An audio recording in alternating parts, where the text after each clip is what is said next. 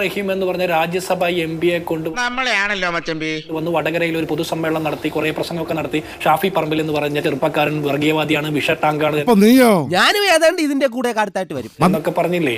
ഞങ്ങൾ തിരിച്ചതുപോലെ ഒരു പരിപാടി നടത്തി, തിരിച്ച് റഹീം അതുപോലെ ഒരു വർഗീയവാദിയാണെന്ന് ഞങ്ങൾ പറഞ്ഞില്ലല്ലോ. നിങ്ങളോട് എനിക്കൊരു ദേഷ്യമില്ല, വിവരമില്ലായ്മ ഒരു കുറ്റമല്ലല്ലോ.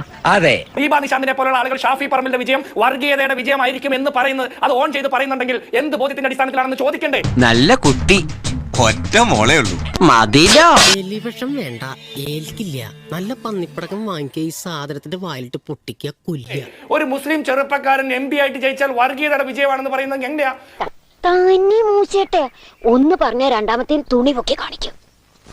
ഞാൻ ഒരു മുസ്ലിം ആണെങ്കിൽ അവന് വർഗീയവാദി, തീവ്രവാദി എന്ന് ചാപ്പകുത്തും, ക്രിസ്ത്യാനിയാണെങ്കിൽ ക്രിസംഗി എന്ന് ചാപ്പകുത്തും, ഹിന്ദു ആണെങ്കിൽ സംഘി എന്ന് ചാപ്പകുത്തും. അതാണ് ഞങ്ങളുടെ കുടുംബത്തിന്റെ മഹിമ. എല്ലാ പൈപ്പറും നല്ല അടിപൊളിയാ. KK ലതികയ്ക്ക് ഈ പറഞ്ഞ അറിവ് എവിടെ നിന്ന് കിട്ടിയെന്ന് അന്വേഷണ സംവിധാനത്തിന് അന്വേഷിക്കാൻ സംവിധാനം പാർട്ടിക്കില്ല എന്നാണ് ഈ ആർഷോ പറയുന്നത്. കുഴപ്പമായി തോന്നുന്നത്. സ്വന്തമായി പാർട്ടിയും കോടതിയും ഉണ്ടെന്നൊക്കെയാണ് പണ്ട് ഇവരുടെ നേതാക്കന്മാർ പറഞ്ഞത്.